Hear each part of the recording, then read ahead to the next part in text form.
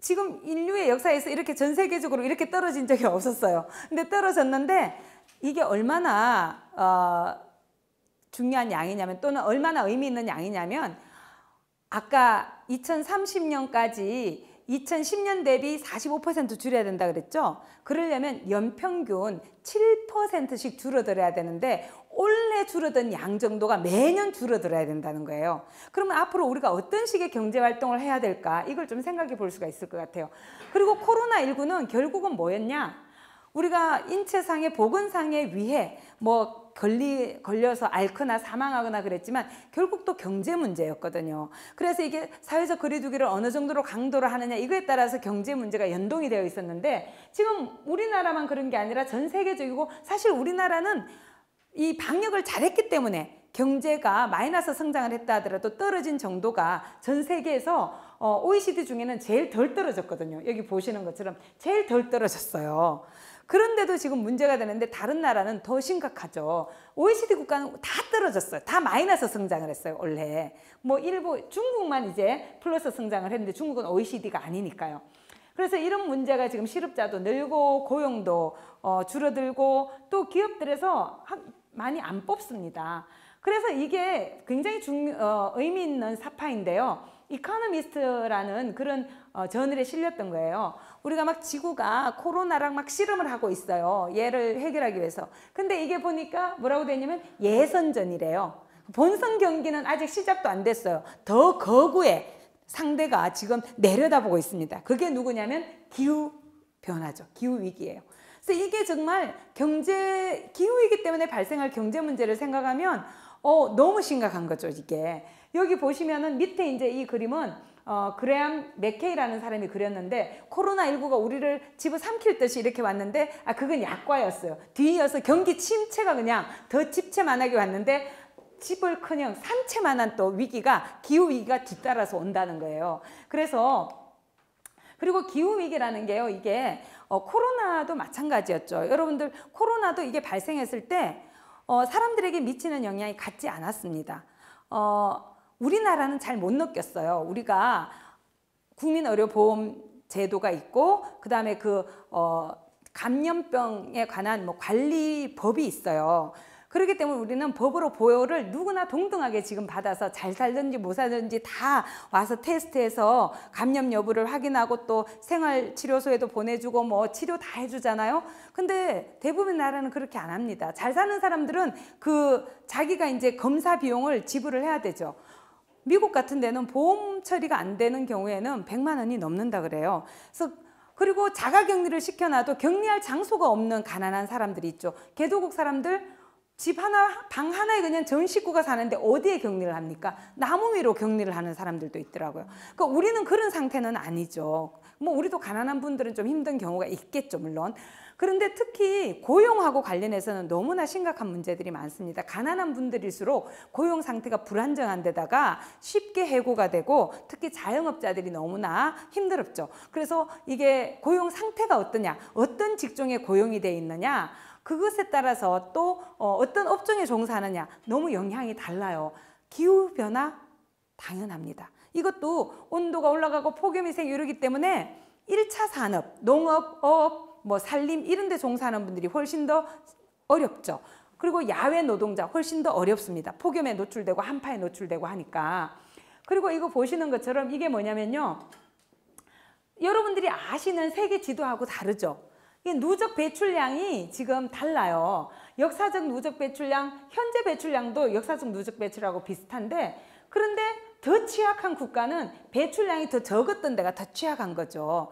그래서 이게 개도국에 살수록, 또 빈곤한 사람들일수록 훨씬 더 취약하다는 거예요.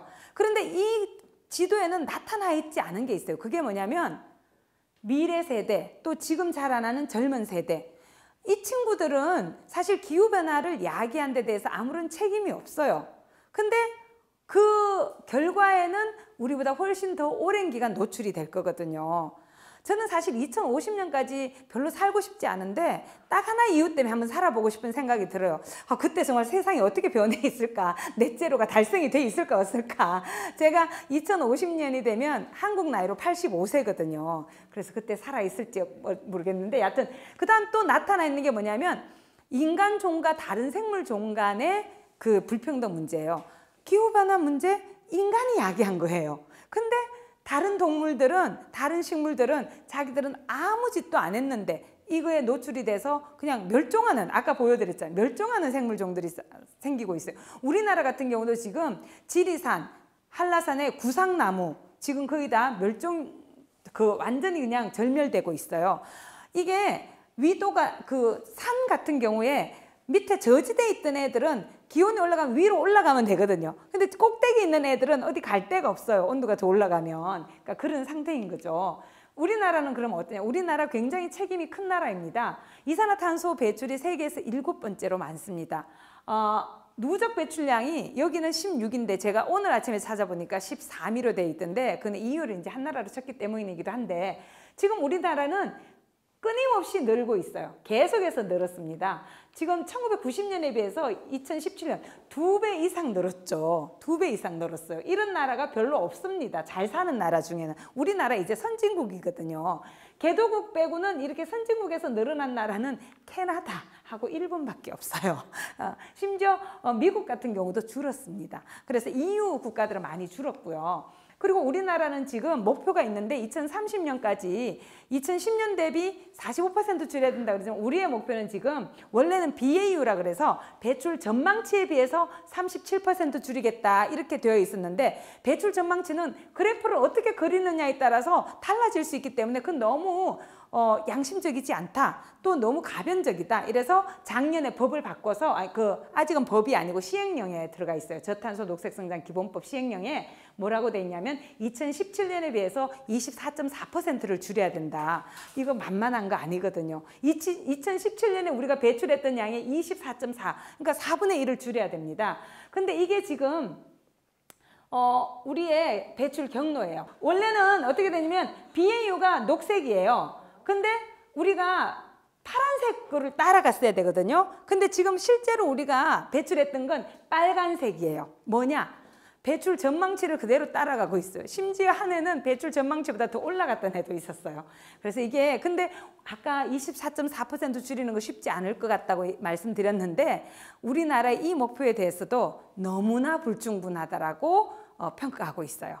그래서 소위 여러분들께서 기후악당 이런 표현을 좀 들어보셨을 텐데 우리가 기후변화 이 감축 목표를 2030년 걸 2020년보다 눈꽃만큼 높였거든요. 이것도 문제가 되고 계속해서 늘고 있고 1인당 배출량이 너무 빠르게 늘고 있고 그래서 한국은 기후악당이야 이런 평가를 받았어요. 우리 말고 사우디아라비아, 뉴질랜드, 호주 이렇게 4나라가 그런 평가를 받았습니다. 창피하죠. 뭐가 그러면 어떤 식으로 바뀌어야 되느냐?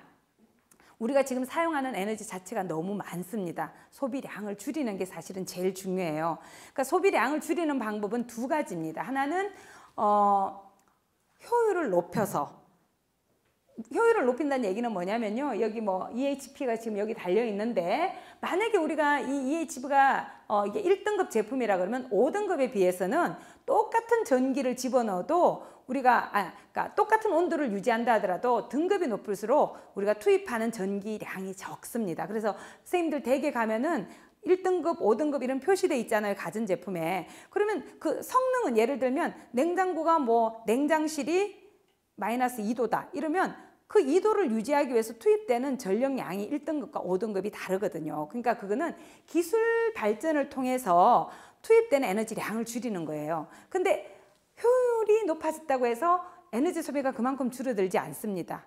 왜 그러냐면 에어컨의 성능이 좋아지면 사람들이 예전에는 전기요금이 무서워갖고 하루에 1시간, 2시간 틀었다 그러면 효율이 높아지면은 전기요금 내가 그 돈으로 더 틀어도 되겠네. 그래서 효율이 높아져서 1시간 틀어서 전기요금을 5,000원 아끼는 게 아니라 옛날에 5만 원 냈다 그러면 5만 원, 10만 원 자기 낸 거에 맞춰갖고 더 틀어요. 또 우리가 소득이 늘어나니까 더 많이 틉니다. 자동차도 마찬가지잖아요. 연비가 좋아지면 더 멀리 더 길게 타고 가는 거죠. 그런 걸 뭐라 부르냐면 반등 효과라고 불러요. 반등 효과. 그러니까 이게 효율이 높아진 정도로 떨어지지 않아요. 소비가 더 늘어나는 경우들이 있는 거죠. 그래서 중요한 게 제일 마지막에 소비 절약입니다. 절약은 뭐냐면 에너지가 우리에게 주는 서비스의 질이 좀 떨어지더라도 내가 아끼는 거예요. 무슨 얘기냐면 우리가 원하는 건 에너지 자체가 아니에요. 에너지가 우리에게 해주는 일, 그걸 우리가 에너지 서비스라고 그러는데 지금 에너지 서비스를 누리고 있잖아요. 이렇게 조명, 그 다음에 냉난방, 그 다음에 이런 기기의 작동, 그 다음에 또 우리가 차량으로 이동하잖아요. 수송, 이동, 그 다음에 또 통신기기, 이런 거 다 에너지가 우리에게 주는 서비스죠. 취사, 이런 게 다 에너지가 우리에게 주는 서비스인데 소비 절약은 뭐냐면 서비스 질이 좀 떨어지더라도 참고 에너지 소비를 줄이는 거예요. 무슨 얘기냐면 비대, 그거 쓰지 않는 거예요. 계단으로 올라가는 거예요. 엘리베이터 타지 않고. 여름에 냉방 온도를 좀 너무 낮추지 않고 좀 높이고, 겨울에 냉방 온도 너무 높이지 않고 좀 낮추고, 그래서 약간 춥고 약간 덥더라도 참는 거, 그게 에너지 소비 절약입니다. 그래서 에너지를 줄이는 방법은 효율을 개선해서 줄일 수도 있지만 서비스의 질이 좀 떨어지는 걸 참더라도 줄이는 게 있는데 요새 사람들은 서비스 질이 떨어지는 걸 못 참습니다. 그래서 이 과학기술을 통해서 기술을 개발하는 게 너무나 중요하지만 사실은 모든 걸 다 만족시킬 정도로 그렇게 우리가 에너지를 펑펑 쓸 수는 없기 때문에 절약이 중요합니다. 그리고 에너지가 그래도 필요해요. 왜냐하면 모든 에너지를 다 절약할 수는 없거든요. 그래서 중요한 건 뭐냐면 그런 에너지는 되도록이면 이산화탄소 배출이 없는 재생에너지를 사용하자는 거예요. 그리고 여기에 그러면 이산화탄소를 안 배출한다고 원자력 포함해도 되느냐? 저는 반대합니다. 왜냐하면 원자력은 그 자체로 위험 기술이기 때문이고 이게 CO2를 배출하지 않는 게 아니에요. 발전 과정은 배출하지 않을지 몰라도 해결료를 만들고 우라늄을 추출하고 농축하고 해결료 만들고 발전소 짓고 폐로하고 사용 해결료 운반해서 저장하고 다 에너지 들어가고 그때 CO2 다 나옵니다. 그래서 이게 그리고 10만 년 이상 안전하게 보관해야 되거든요. 사용 해결료를. 아이를 정말 사랑하는 부모라면 그러면 안 되죠. 자, 그래서 에너지 전환은 뭐냐면 우리가 지금 사용하고 있는 화석연료, 원자력 이 중심에 굉장히 공급지향적이고 많이 풍족하게 쓰는 걸 중요하게 생각하는 시스템이죠. 그리고 의사결정도 그냥 중앙에서 내려갔고 그냥 직구 이런 식인데 그게 아니라 이제는 효율을 개선하고 절약으로 수요를 줄이면서 재생에너지 비중을 높여가는 그런 걸 우리가 에너지 전환이라 그래요. 그래서 이런 방식인데 에너지 소비가 이루어지는 곳에서 아끼고 효율을 높이고 재생에너지를 늘려서 생산을 직접 하는 거예요. 그렇게 되면 전기의 생산 소비 이게 생산지와 소비지가 달라갖고 막 송전선으로 끌고 당기고 특히 고압 송전선 그런 문제도 발생하지 않게 되죠. 765는 문제지만 그 이하는 그렇게 큰 문제가 아니어서 사실 송전망은 많이 깔려야 됩니다. 재생에너지는 전국에 다 깔려야 되는 거거든요. 자, 그래서 지금 전 세계적으로는 어떤 일이 일어나고 있느냐. 지금 신규 발전 설비는 재생에너지가 75%예요. 수력이 3.8인데 수력을 빼더라도 대수력을 빼더라도 70% 이상이 재생에너지입니다. 원자력 사람들이 얘기하는 분들이 계신데 전 세계 투자의 3.8밖에 안 돼요. 5%도 안 됩니다. 이게 돈으로 따지면요. 원자력에 대한 투자에 지금 19.8배의 재생에너지에 대한 투자가 이루어지고 있어요. 그러니까 세상이 어디로 바뀌겠습니까? 우리 아이들에게 너 미래의 장래에 무슨 직업을 택할래 그러면 핵공학자가 되는 것보다는 물론 원자력 발전소 해체 기술은 중요합니다. 이건 굉장히 중요하고 사용 해결료 처리하는 거 중요한데 새로운 발전원으로서는 재생에너지가 굉장히 앞으로는 중요한 에너지가 되기 때문에 이것을 설계하고 제작하고 유통하고 또 설치하고 유지 보수하고 폐기하고 이런 과정에서 발생하는 직업들이 너무너무 많아질 거고요. 그런 직업들이 아이의 직업이 될 가능성이 훨씬 늘어난다는 거죠. 지금 전 세계 투자를 보면은 들쭉날쭉하긴 하지만 추세선을 쫙 그어보면은 계속 올라가고 있어요. 그리고 되게 재미난 사실은 이렇게 떨어지는 경우가 있잖아요. 그래도 설치되는 양은 더 늘어납니다. 이유는 단가가 계속 떨어지기 때문에 그래요. 똑같은 돈으로도 더 많이 만들어서 설치할 수 있습니다. 그리고 지금 전 세계적으로 아까도 말씀드린 것처럼 이 재생에너지 분야의 일자리가 계속 늘고 있어요. 2019년 작년에 1150만 개였어요. 그 앞으로는 더더욱 늘어날 수밖에 없겠죠. 그리고 이게 굉장히 또 요새 많이 이야기되는 겁니다. RE100이라고 들어보셨는지 모르겠는데 RE100은 Renewable Energy 100%를 줄인 거예요. 그래서 이 기업들은 뭐냐면 자발적으로 선언해요. 우리 기업은 목표 연도는 기업마다 다른데 그 해까지 우리가 사용하는 전력은 모두 다 재생에너지로 생산된 것만 쓸 거야. 이렇게 선언한 기업들을 RE100이라 그래요. 이 기업이 2014년에 처음으로 이런 활동을 시작하기 시작했는데 그때 처음은 4기업이 모여 샀다가 2014년 말에 13개였어요. 작년 말에 221개였다가 지금은 어떻게 되느냐? 263개나 됐습니다. 그래서 이 기업들이 계속 늘고 있어요. 263개를 다 못 붙여갖고 대표적인 거 여러분들이 아실 만한 것만 갖고 왔는데 지금 애석하게 우리나라 기업은 아직은 없어요. 근데 LG화학이 원래 선언을 했고 근데 좀 멀어요. 목표 연도 2050. 삼성도 이제 하겠다 그렇게 이야기하고는 있는데 이게 남의 일이 아닙니다. 왜? 남의 일이 아닌 이유가 뭐냐면 우리나라는 수출로 먹고 살잖아요. 근데 이 기업들이 자기들이 생산하는 부품을 우리나라 기업에서 많이 갖고 갑니다. 여러분들 애플 지금 휴대전화 쓰고 계신 분들 있는데 애플에 들어가는 부품 삼성에서 만든 게 많습니다. 그리고 지금 GM이라든지 아까 그 BMW 이런 자동차 회사도 재생에너지 100%를 선언을 했어요. 근데 이 자동차 회사들이 이제 내연기관차 더 안 만들겠다 그러면서 전기차에 지금 전기차로 바꿔가고 있는데 전기차의 생명은 뭡니까?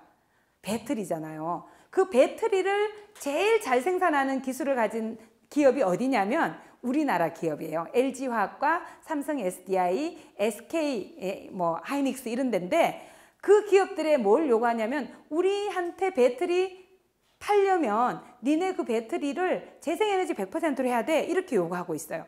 그래서 우리나라에서는 근데 지금 그걸 달성할 수가 없습니다. 그래서 이 삼성, LG 이런 기업들이 해외 공장을 지어서 거기서 100% 재생에너지를 생산해서 지금 납품하고 있어요. 문제는 뭐냐? 이 기업들이 돈은 벌지 몰라도 기업이 우리에게 해주는 굉장히 중요한 일이 일자리를 만드는 건데 일자리가 지금 더 많이 생기지 않는다는 거죠. 그래서 우리나라도 빨리 이 방식으로 방향으로 나가야 됩니다. 이런 상태에서 시민들은 그럼 뭐를 해야 되느냐? 어떻게 해야 되느냐? 우리가 어떻게 바뀌어야 되느냐? 저는 최근 들어서는 막 에너지 시민성 그런 이야기를 많이 했는데 제가 이제 기후 시민성이라는 용어를 쓰기로 했습니다. 제가 지금 아마 처음으로 말씀드리는 건데요. 기후 시민성.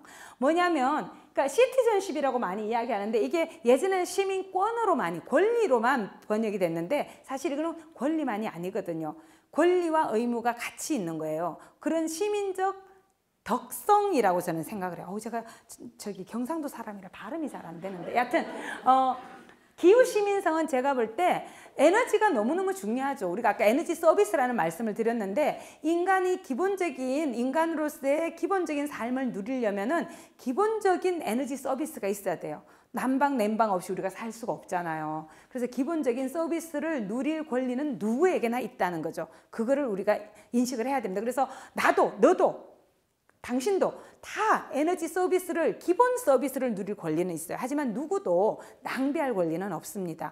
그리고 이 에너지라는 것은 어떤 형식이든 재생에너지조차도 자연의 해를 하나도 가하지 않지는 않습니다. 상대적인 거거든요. 상대적으로 훨씬 덜 가한다는 거고 CO2가 상대적으로 거의 배출되지 않는다는 건데요.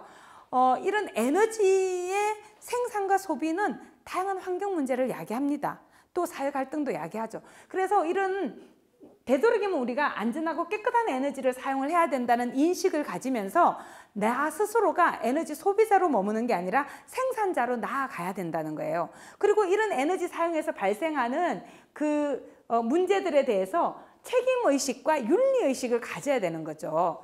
그러면서 내가 그냥 이렇게 일상적인 삶만 사는 게 아니라 정책 결정 과정에 내가 참여할 기회가 주어지면 참여해야 되고 나에게 그런 기회를 달라고 요구해야 되고 정치인들이 그렇게 바뀌도록 요청을 해야 됩니다. 그래서 기후위기와 대응정책 관련한 정보를 공개하라고 요구하고 공유를 해야 되고 그래서 결국은 기후위기에 대해서 인식하고 정책 결정 과정에 참여하고 내가 일상적인 삶 속에서 기후행동, 기후변화를 야기하지 않는 방식으로 소비활동을 하면서 기후행동을 실천하는 것 그런 권리와 의무를 이행하는 시민이 돼야 된다. 저는 그렇게 말씀을 드리고 싶어요. 그래서 시민이 에너지 전환의 주체가 돼야 되는데요. 우리보다 앞서 나가는 나라들, 덴마크, 독일, 시민이 주체가 됐어요. 그래서 이 나라들을 보면은 시민 개개인이 또는 시민이 집단적으로 협동조합을 만들어서 소유하고 있는 태양광 발전 시설의 비율이 독일은 절반, 덴마크는 70% 정도예요. 여기 그리고 여러분들 이게 덴마크의 예전에 발전 시설인데 80년대 중앙 집중식이었어요. 몇 개 없었어요, 발전 시설이. 근데 이거 보세요. 지역 분산적이라는 얘기는 소비가 이루어지는 모든 지역에 재생에너지는 모든 곳에 있거든요. 해와 바람 모든 곳에 있습니다. 물 모든 곳에 있습니다. 그 지역에 다 들어서는 거예요. 근데 우리나라는 지금 이거를 반대하고 들어서지 못하게 하는 경우들이 있어요. 근데 우리 비닐하우스 지으면서 허가받지 않거든요. 옆 동네 사람들한테. 그 보기 엄청 안 좋은데도 너무 우리 당연하게 일상적으로 받아들여요. 저는 앞으로는 아마 태양광도 그렇게 바뀔 것 같아요. 바뀌어야 된다고 생각을 합니다. 이게 사실은 이 유튜브 주소 쳐서 한번 들어가 보세요. 이게 2007년 여름인데요.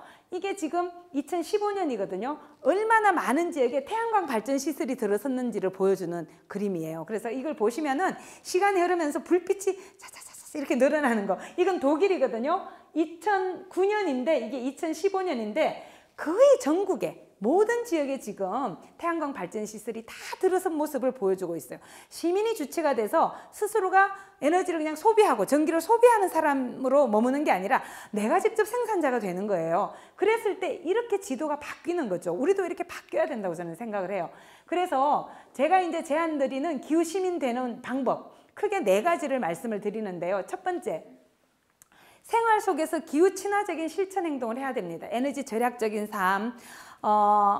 예를 들면 우리가 손수건, 저는 이걸 오래된 미래라고 표현을 합니다. 손수건 가지고 다니면 사실은 타월, 뭐라 그러나 화장실에 그런 두꺼운 종이 안 써도 되거든요. 근데 예전에 제가 어릴 때는 늘 손수건을 거의 모든 사람들이 가지고 다녔는데 지금은 그렇게 하지 않잖아요. 지금은 조금만 계단이 있어도 그냥 올라가지 않고 다 엘리베이터를 탑니다. 그런 건 사실 자기 건강에도 좋지 않습니다. 저는 미세먼지 걱정하면서 자기가 비용을 부담한다거나 뭔가 실천해서 바꾸려고 노력을 하지 않고 누군가 정부가 해결해 줄 것처럼 이야기하거나 요구하는 건 좀 아니라고 생각하거든요. 사실은 탄소가 우리 스스로의 삶 속에서 탈탄소를 해야 됩니다. 제가 이제 특히 이제 예를 들면 저는 이제 대중교통을 탑니다, 주로. 그리고 저희 집 차는 하이브리드 차인데요. 제가 또 전기차로 바꾸고 싶었는데 1년을 기다려야 된다 그래서 하이브리드를 샀는데 이것도 기존에 그냥 휘발유 차에 비해서는 많이 에너지 연비가 너무너무 좋아요. 그래서 소비량이 줄어들고 배출이 적어지죠. 회의 같은 데 갈 때 저 같은 사람한테도 차를 갖고 왔냐고 주차권을 주겠다고 그렇게 말씀하시는데 저는 그러면 안 된다고 생각해요. 주차권 주지 않기 운동해야 된다고 생각해요. 저는 그래서 제가 학회하는데 회장일 때 주차권 주지 않는다 그랬어요. 왜 대중교통 타고 오면 되는데 주차권을 왜 줘야 되느냐. 그건 당신이 내세요. 예를 들면 짐을 가지고 온다거나 학회 일을 할 때 필요한 용도로 쓰면 그건 지원해 준다는 거예요. 지금 서울대 같은 경우는 주차비가 너무 싸요. 한 달에 10,000원이에요. 그래서 제가 이거를 올려야 된다고 계속 얘기하고 있는데 아마 선생님들은 저를 싫어하시겠죠. 그래서 이거 올려야 됩니다. 10,000원이 뭡니까? 10,000원이. 어디 주차장에 하루만 세워놔도 10,000원은 나올 텐데 말도 안 된다고 생각을 해요. 단순하고 소박하게 살고. 그래서 저는 에너지 비용을 제대로 부담할 자세를 가져야 된다고 생각을 해요. 우리나라 사람들의 잘못된 생각, 전기요금이 비싸다. 전기요금이 왜 비싸요? 우리나라 전기요금 지금 OECD 국가들 중에 제일 쌉니다. 도대체 왜 비싸다고 생각을 하는지 모르겠어요. 산업용은 싸게 주고 가정용은 비싸게 준다? 아니에요, 더 이상. 산업용하고 가정용, 이제 산업용하고 비슷해요. 특히 산업용은 원래 가정용보다 싸야지 정상입니다. 왜? 산업용은 고압으로 쏴주기 때문에 저압으로 이렇게 바꾸어서 가정에 주는 것보다 비용이 훨씬 덜 들어요. 그렇기 때문에 산업용은 원래 싸야 됩니다. 그게 정상이에요. 산업체를 배려해서 그런 게 아니라 생산 단가가 그래요. 근데 그래서 생산 단가를 지금 산업용은 거의 100% 지금 받고 있어요. 100% 가깝게. 가정용은 지금 생산 원가의 75% 정도밖에 받고 있지 않아요. 그런데도 가정용 전기요금을 비싸다고 생각해요. 누진제가 여기 있기 때문에 그렇게 생각을 하는 것 같은데 우리나라 전기요금 너무 싸거든요. 통신요금은 4인 가족이 14만 얼마를 낸다 그러더라고요. 근데 지금 전기요금은 5만 원을 안 내요. 4만 얼마를 내요. 평균이. 3배 이상의 돈을 통신요금 내는 건 하나도 안 아깝고 그걸 구동시키는 전기요금 그것만이 아니고 모든 집에 있는 가전제품 다 합해서 내는 그것도 싸다. 근데 비싸다? 근데 사람들한테 당신 전기요금 얼마 내요? 이렇게 물어보면요. 고지서에 적혀 있는 돈을 아는 사람이 별로 없어요. 그래서 사람들이 이걸 조사를 해봤어요. 사람들이 내가 내고 있는 요금하고 진짜 내는 요금이 똑같은지 다른지 그랬더니 10,000원 정도 더 내고 있는 걸로 착각하고 계신 그 소비 나왔어요. 그리고 누구나 이제는 에너지 예전에는 주는 거 받아 쓰기만 했는데 이제는 그게 아니라 에너지 프로슈머, 에너지 농부가 돼야 된다. 이제는 누구도 다 생산할 수 있습니다. 저도 생산하고 있어요. 아파트에 지금 미니 태양광 2개, 250와트짜리 2개 달아놨거든요. 그걸로 양문형 냉장고하고 TV 킬 수 있습니다. 그리고 우리 시댁 지붕 위에는 태양광이 올라가 있어요. 그리고 우리가 돈을 이제는 더 이상 자기 집에만 하는 게 아니라 돈 모아서 출자를 해서 협동조합 조합원이 되면은 우리 집에 달 수 있는 공간이 없더라도 함께 달 수 있어요. 또 요새는 펀드도 나와요. 채권도 나와요. 그거 구입하면 됩니다. 그래서 누구든 어떤 방식으로든 내가 의지만 있으면 참여할 수 있습니다. 아이들의 미래를 위해서 투자하세요. 그리고 그 투자는 은행 이자보다 높습니다, 지금. 그 다음에 두 번째는 정치 투표를 잘해야 됩니다. 또는 투표를 통해서 정치인을 바꿔야 됩니다. 여러분들 유럽이 왜 우리보다 앞서 있는 줄 아십니까? 이런 여러 가지에서 시민들이 투표를 잘하기 때문이에요. 기후위기에 대응하겠다고 내건 사람들을 뽑아서 의회로, 국회로 보내주기 때문이에요. 또는 제대로 하지 않으면 다음번에 그 사람을 뽑지 않기 때문에 시민들의 표가 두려워서 열심히 기후위기에 대응하고 있거든요. 우리도 이제 그렇게 만들어야 됩니다. 그래서 국회의원도 중요하고 지자체장들도 중요하고 뭐 대통령 당연히 중요하죠. 그리고 그런 분들이 또 시민들을 정책 과정에 참여시킬 수 있는 의사결정 구조를 만들어내는 거죠. 그래서 그걸 요구해야 됩니다. 우리는 민주사회에서 너무나 중요한 강력한 무기를 가지고 있잖아요. 투표보다 더 강력한 무기가 어디 있습니까? 탄소 성적 표지라는 게 있어요. CO2 이 제품 얼마 나오는지 딱딱 표시가 되는 제품들이 있어요. 그거 안 된 제품보다는 그런 거 적어놓은 제품 사주세요. 특히 화살표가 아래로 내려간 제품은 동일한 종류의 제품에서는 이 제품 생산할 때 CO2 덜 배출했다는 표시예요. 그런 제품 사주세요. 효율 1등급 제품 사주세요. 특히 1등급 중에서도 1등급이라고 다 몸값이 같지 않아요. 프론티어 제품이 있어요. 금딱지로 원이 둘러쳐 있거든요. 그런 거 사주세요. 그러면 그런 거 생산한 기업은 흥하죠. 그러면 그 기업이 더욱더 힘을 받아갖고 더 좋은 제품으로 보답하겠죠. 기술을 개선시켜서 효율이 더 높은 제품을 만들어내겠죠. 우리는 매일매일 투표할 수 있습니다. 이걸 저는 화폐 투표라고 부르고 싶습니다.